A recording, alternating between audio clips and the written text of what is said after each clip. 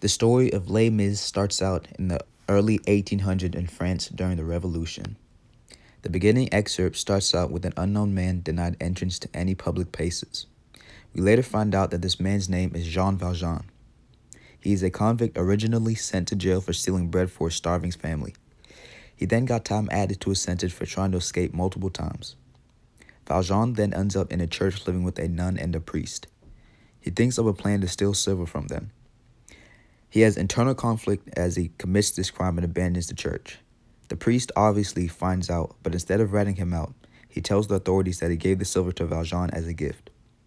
The priest made Valjean promise that that would be the last crime he ever committed. This act of kindness from the priest really made Valjean reconsider his actions. Valjean went through a mental breakdown that resulted in him being a changed man. He started to practice Christianity and be forgiving to everyone he met. He pretty much did a whole 180. His past would always come back to haunt him, though. He decided to change his name multiple times in hopes that law enforcement, mainly Javert, wouldn't watch his every move. After a stint of having fake identities and being a public Samaritan, he decided to settle down and care for the daughter of one of his late friends. The young girl's name was Cosette. She was pretty much adopted by Valjean, and they lived together in secrecy until a boy started to like Cosette. His name was Marius.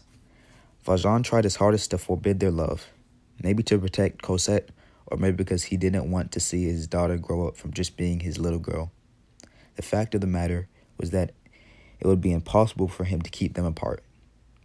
Later in the story, Marius got injured during a battle, and even though he didn't favor him, Valjean went to save him. Near the end of the book, Marius finds out a secret about Valjean that might ruin his thoughts about if it was really acceptable for a felon to be taking care of Cosette.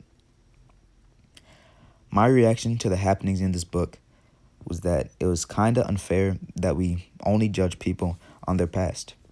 Valjean really became a new person, but Javert and other law enforcement just wouldn't buy it. All they cared about was catching him no matter how good a person he was.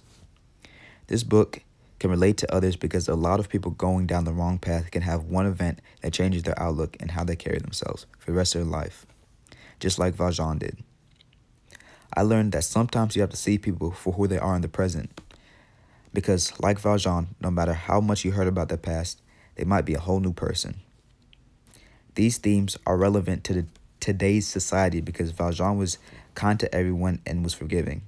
If society today was like that, imagine how many less arguments and how much less fighting there would be.